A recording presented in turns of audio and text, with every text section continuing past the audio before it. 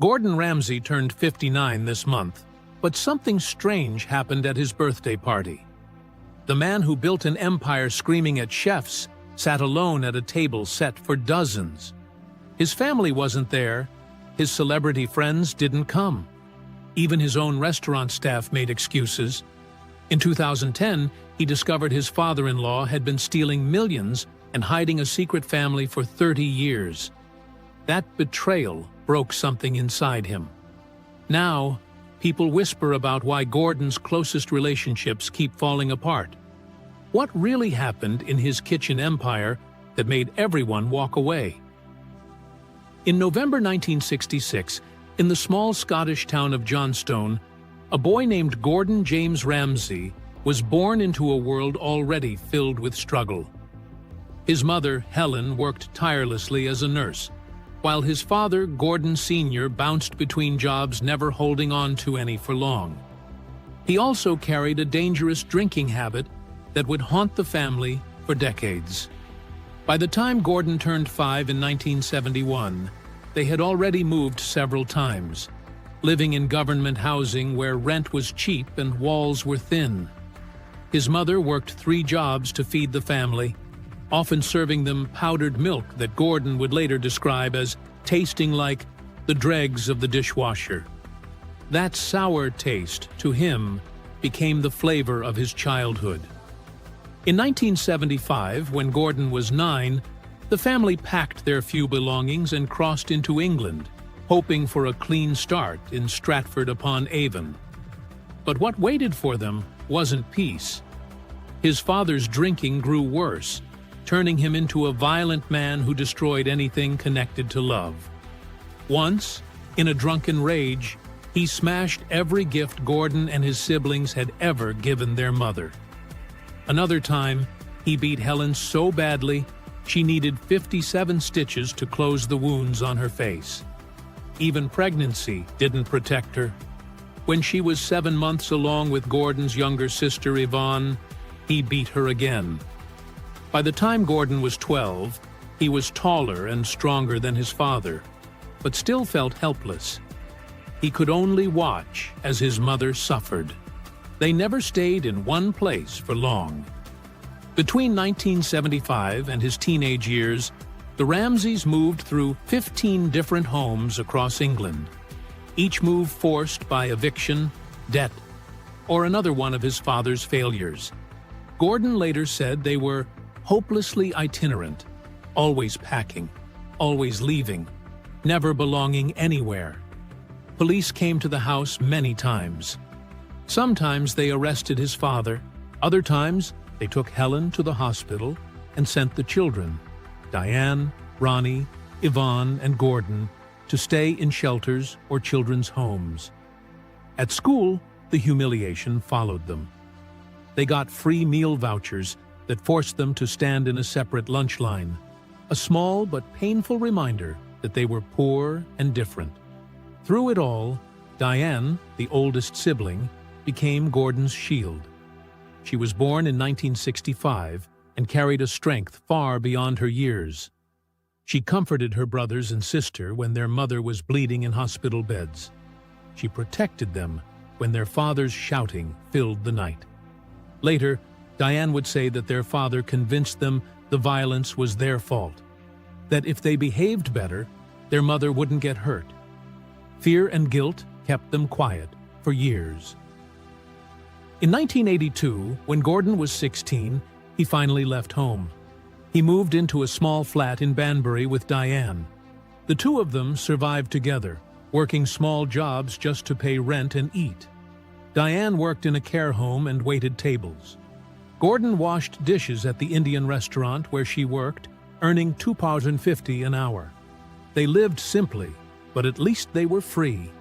The scars of their father's cruelty ran deep. He wasn't just violent, he was also unfaithful. He cheated on Helen for years, humiliating her in front of the family. When Gordon was 12 or 13, his father's drinking had become uncontrollable. He was arrested multiple times for assault and drunk driving. Once, during a swimming lesson, he held young Gordon's head underwater, until he almost passed out. It was a lesson given in terror. Diane also suffered from his abuse, often forced to perform in his band just to please him. After 20 years of torment, Helen finally took her children and escaped to a women's refuge in Somerset. They stayed there 9 months, starting over with nothing but each other. Football became Gordon's escape. In 1980, at 14, Oxford United spotted him during a school match. He trained 5 days a week, dreaming of a professional career. But home was still chaos. That same year, his father attacked his mother again, breaking her ribs and bruising her face. Gordon would go to training with marks on his body, pretending they came from rough tackles. He never told anyone the truth. In 1981, when his father drunkenly threatened him with a kitchen knife, Gordon finally decided to leave for good.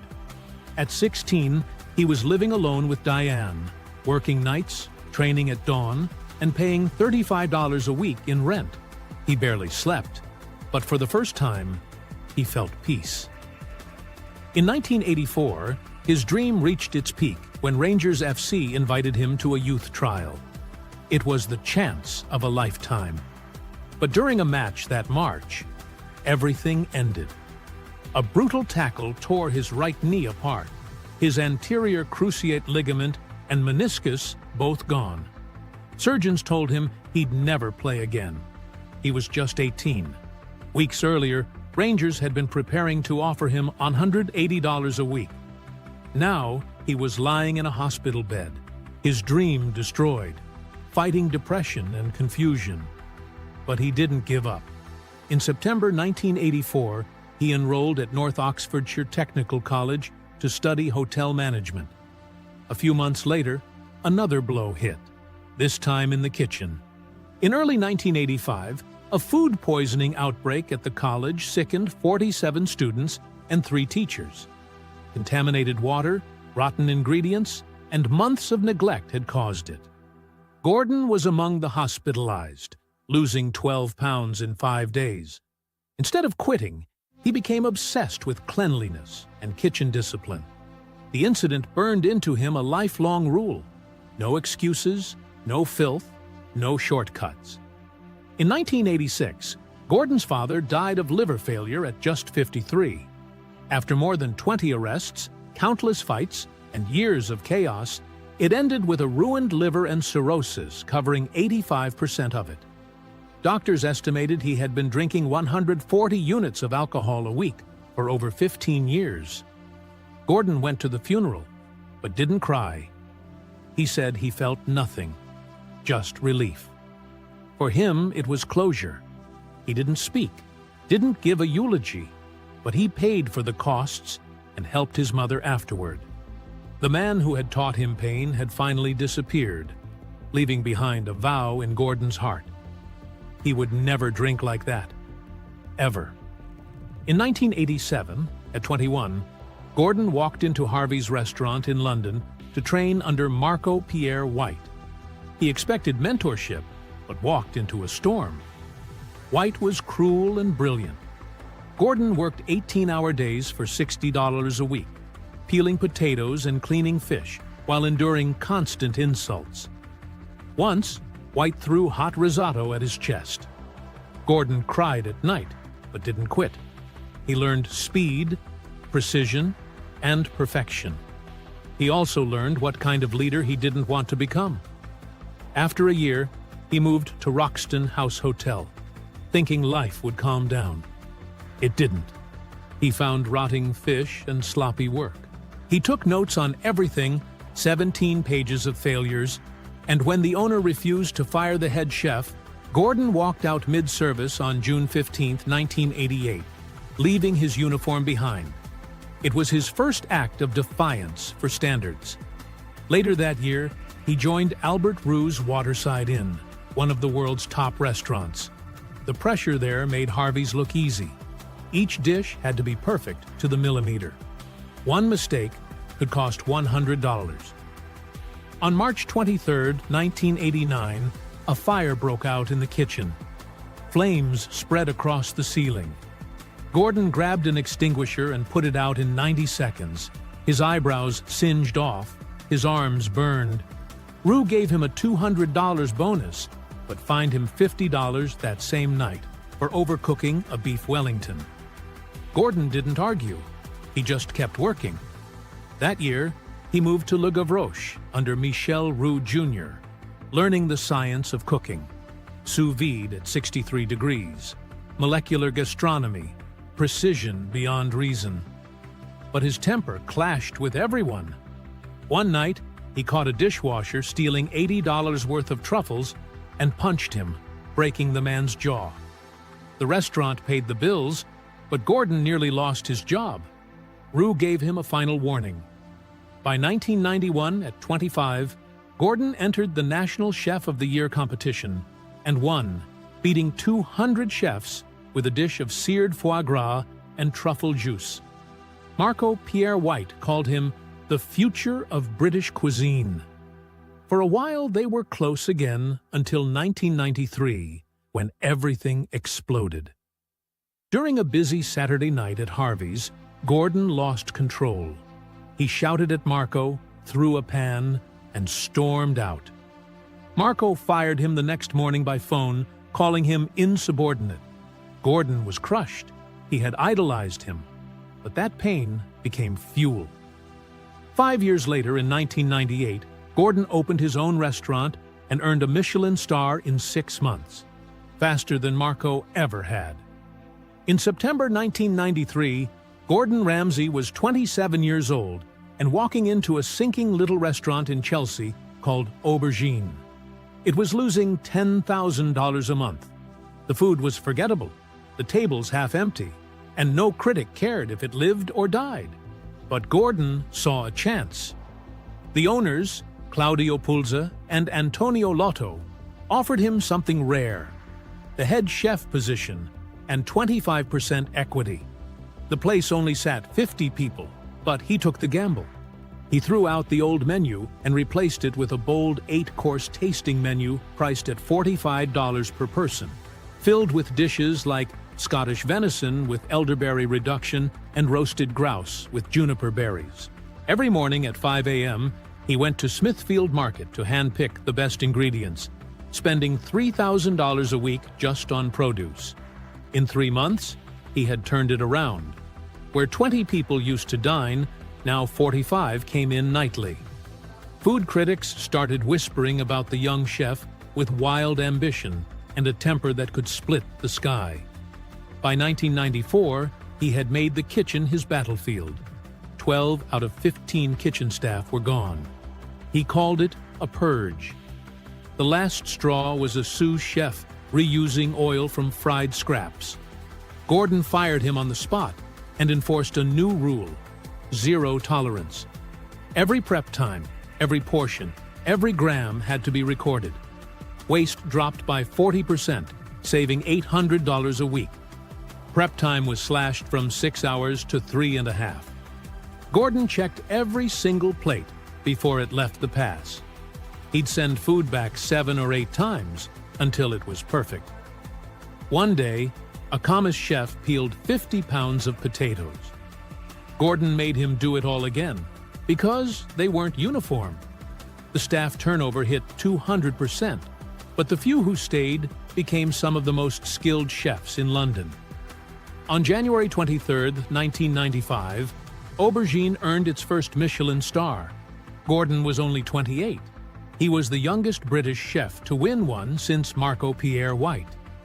One dish that stood out was a warm salad of langoustines with vanilla oil priced at $18. Another was seared foie gras with caramelized mango. But success didn't calm him. It set him on fire. 2 months later, in March, a press dinner with 15 critics turned explosive when a server dropped a $60 turbot. Gordon smashed a plate against the wall and screamed in front of them all. The Evening Standard wrote that his food was brilliant, but his anger was terrifying. The outburst made front-page news.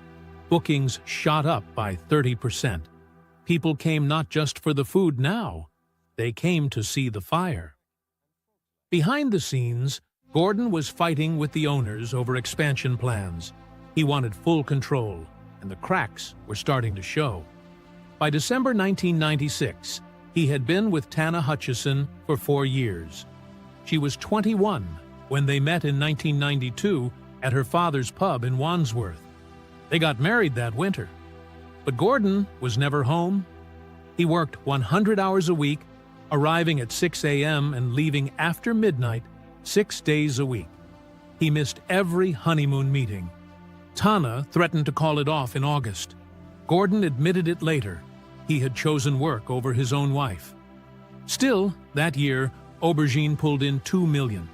The average dinner bill was $75. Bookings were full 8 weeks in advance. With just 22 staff, they served 250 covers a week.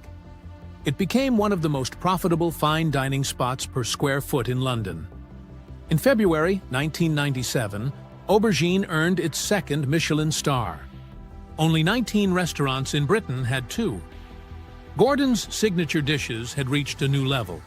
Pressed duck with beetroot that took 14 steps to make, chocolate fondant with pistachio ice cream. But behind the perfection was betrayal. That June, Gordon found out the owners had been stealing. They were skimming 15% of the profits, about $45,000 a year, using fake supplier invoices. On July 14th, during a screaming match in the office, Gordon quit on the spot. He walked out of Aubergine and took his entire brigade with him. 7 chefs followed him out the door that day. A brutal legal war began. He lost the rights to the name Aubergine, but he kept his recipes. And 3 months later, he started again. On September 17, 1998, he opened restaurant Gordon Ramsay on Royal Hospital Road with a massive $600,000 loan hanging over his head. He was gambling everything. The menu started with hand-dived scallops.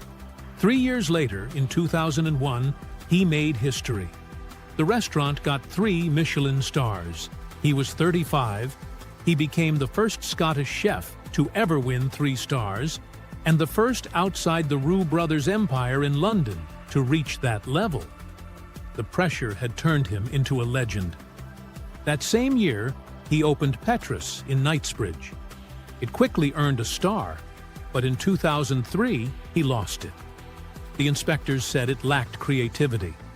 Ramsay was spread too thin. His TV appearances had cost him. He admitted he cried. Losing a star, he said, was like losing a girlfriend. In 2004, he overhauled the menu.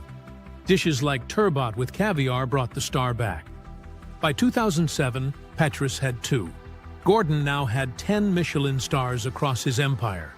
But he had learned something. Fame could kill focus. By 2006, Gordon had restaurants in New York, Dubai, and across London. The London and New York opened with a $7 million investment. But in 2008, the empire was shaken. A theft ring stole $46,000 worth of silverware from his restaurants. Dishwashers and staff he trusted were involved. He fired people after polygraph tests, the first time a top chef ever used lie detectors in the kitchen. The scandal exposed what happens when a business grows too fast. You stop knowing who's standing beside you. The global recession hit hard in 2008 and 2009. 3 UK locations closed, including La Noisette. Profits collapsed 90%, from $3.05 million to $383,325. Net debt soared to $9.48 million. VAT, tax, and pay bills piled up to $8 million.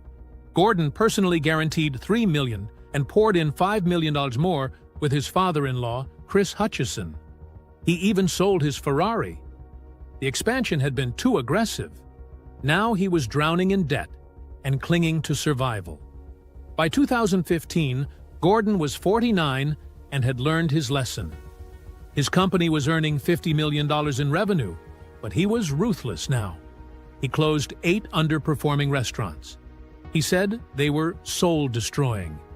He focused instead on quality. Bread Street Kitchen became his new pride, serving 500 covers daily by 2016. It cost $3 million to build near St. Paul's Cathedral. It worked so well, he opened it in Hong Kong, Singapore, and Dubai. He wasn't just a chef anymore. He was a businessman who had nearly lost it all, then figured out how to come back smarter. In February 1999, the public got to see who Gordon really was. Channel 4 aired Boiling Point, a 5-part documentary following him for 8 months, leading to the opening of restaurant Gordon Ramsay. Viewers saw everything: the screaming, the breakdowns, the drive. He fired a waiter for sipping water during service. He cooked at Versailles during the closing of the World Cup in July 1998. The series made him famous. It also revealed the monster and the genius inside him. More TV followed. On April 26, 2004, Ramsay's Kitchen Nightmares premiered in the UK. The first episode showed a clueless 21-year-old head chef named Tim trying to cook fine dining with no customers and no clue. Gordon tore the place apart. He later sued the Evening Standard for calling it fake and won $138,000 in damages. The world learned something then. When Gordon showed up, it wasn't an act. In May 2013, the Amy's Baking Company disaster in Arizona became his most shocking episode. For the first time, Gordon walked out. The owners yelled at customers, kept all the tips, and refused to admit any fault. He said, "I can't help people who can't help themselves," and left.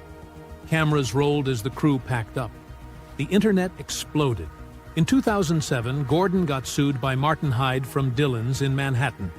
He demanded $8 million, claiming Gordon used fake scenes and hired actors. The episode showed rats, spoiled food, and chaos. Hyde said he was blamed unfairly. Gordon called the accusations a joke. In 2011, Oceana Grill in New Orleans sued him twice. Once before the episode aired, worried about the footage. They settled. Then again in 2018, after a scene was reposted without the required update. That clip vanished from the internet, and the episode became almost impossible to find. On Hell's Kitchen, things got even darker. In 2004, he shoved a contestant who sprained an ankle. Granada paid $124,000 to settle. In 2005, Michael Ray won the show while addicted to painkillers. He refused Gordon's offer to train in London. His life spiraled into homelessness, but he eventually entered recovery and started helping others through food. In 2010, Holly Ugalde won, but never got her prize job in London. She said the visa paperwork was never even filed. Others came forward saying they were promised jobs, but only got cash and photo ops. One winner said she felt like paid talent instead of a chef. Jen Rivak from Season 3 said she was locked in a hotel room for days before filming. No books, no phone, no music. She said it felt like prison.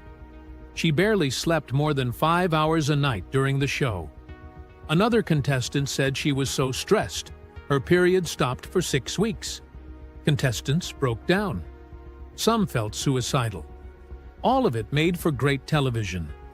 In the early 1990s, Gordon Ramsay was rising fast.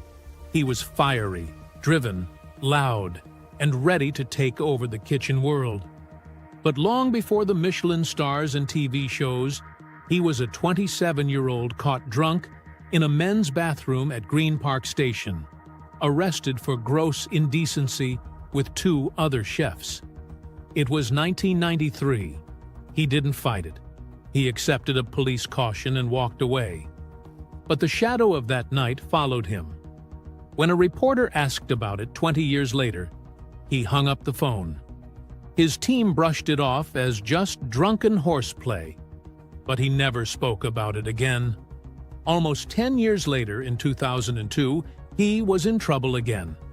This time, it was for drunk driving. Caught going the wrong way down a one-way street in central London, Gordon failed the breath test and was taken in. But he walked free.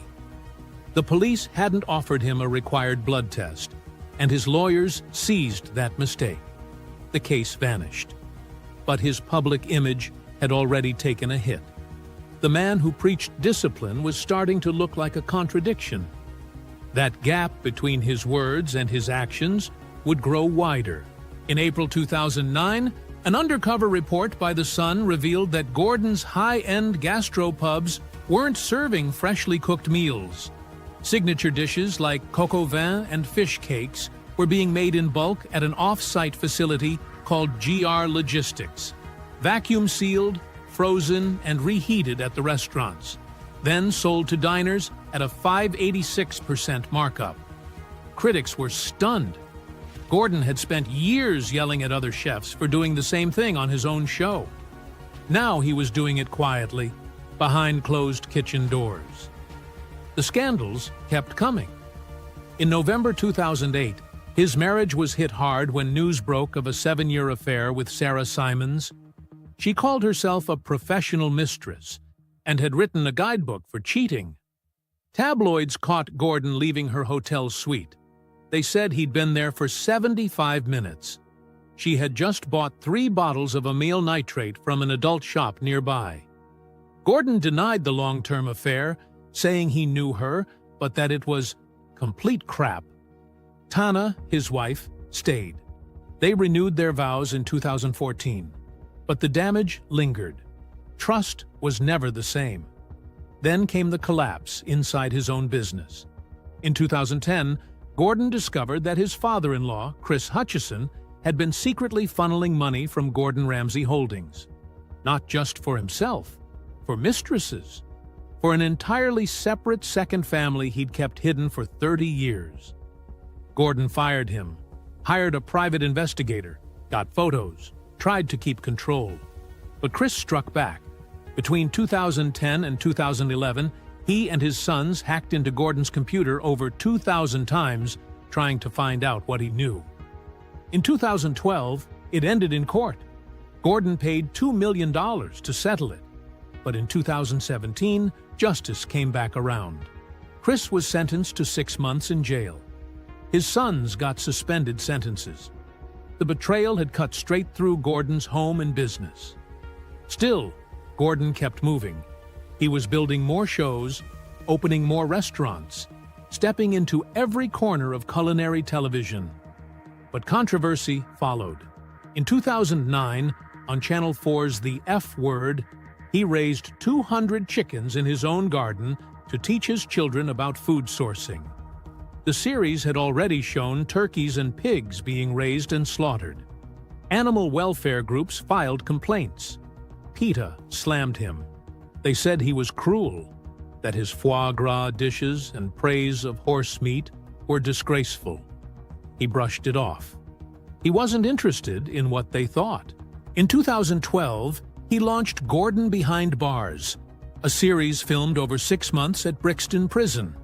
He taught 12 inmates to bake lemon treacle tarts under the brand Bad Boys Bakery. They later changed the tarts into slices so they were easier to sell. Cafe Nero agreed to stock them in 11 South London locations. By 2017, the bakery was in 15 stores with plans for 190 more. Some prisoners turned their lives around. A few even tried out for jobs at Gordon's Savoy restaurant. But inside the prison, the filming wasn't easy. Ramsay had to break up real fights. His wife made him take self-defense classes. The cameras captured the hope, but they also captured the danger. Then came 24 Hours to Hell and Back, launched in 2018. He drove a 70-foot-long mobile kitchen called Hell on Wheels across America. Each episode began with him in disguise, wearing full prosthetic makeup, walking into failing restaurants to catch them off guard. The crew filmed mold, rotting food, and cockroaches. Then Ramsay revealed himself, yelled, cleaned house, redesigned the place, and trained the staff, all in just one day. It looked dramatic. It was dramatic. But some owners hated the pressure. The format felt rushed. Some said the fix didn't last. Still, It pulled in up to 3.67 million viewers during Season 1. By 2022, he launched Next Level Chef. It wasn't just another contest.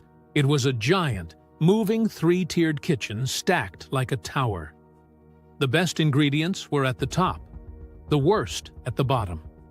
Platforms moved up and down between rounds. Contestants had seconds to grab their ingredients. Raw chicken slipped through grates. Meat fell to the basement. The pressure was real. So were the bruises. Viewers couldn't look away. Ramsay judged from above, his voice booming between floors. In 2023, he launched Food Stars. This time it wasn't just cooking, it was business. 15 food entrepreneurs competed for his personal investment of $250,000. Ramsay wasn't just a judge, he was the only investor. The show tested branding, marketing, and survival in the real world. In the UK version, he surprised everyone by saying veganism was his favorite subject. On TikTok, he even praised plant-based dishes, though PETA still didn't buy it. He now had 4 primetime shows running at once on Fox: Hell's Kitchen, MasterChef, Next Level Chef, and Food Stars. No other chef had ever done that. But through all the shows, all the noise, his real life kept moving. His daughter Megan was born May 16, 1998. She trained in his kitchen at 16. His twins, Holly and Jack, arrived December 31, 1999 through IVF, born premature at just 32 weeks. Jack joined the Royal Marines in 2020. By 2022, he was on secret missions in Norway, completely offline. Holly became a social media creator and, in 2024, got engaged to Olympic swimmer Adam Peaty. 2 kids from the same womb. One in combat gear, one in the spotlight. In 2021, Tilly Ramsay joined Strictly Come Dancing. She was 19, bright and hopeful. But a 67-year-old radio host named Steve Allen called her a chubby little thing. On air, he said she couldn't dance and blamed her dad's cooking. The backlash was fierce. Ofcom got 840 complaints. Tilly fired back, saying she was tired of being body-shamed. Gordon backed her up, proudly, loudly. And then came Oscar. Born April 4, 2019, at 12:58 p.m. After 3 BAFTAs and 1 Emmy, Gordon joked, "We finally won an Oscar." But it hadn't been easy. In June 2016, Tana had lost a baby at 5 months pregnant. Gordon had announced the pregnancy on The Late Late Show. He joked nervously about having 4 girls and 4 weddings. But when the miscarriage happened, everything stopped. They were broken. Slowly, they healed. Gordon cut his work schedule back to 60 hours a week. He called his kids in London at midnight LA time just to say good morning. That loss had changed him.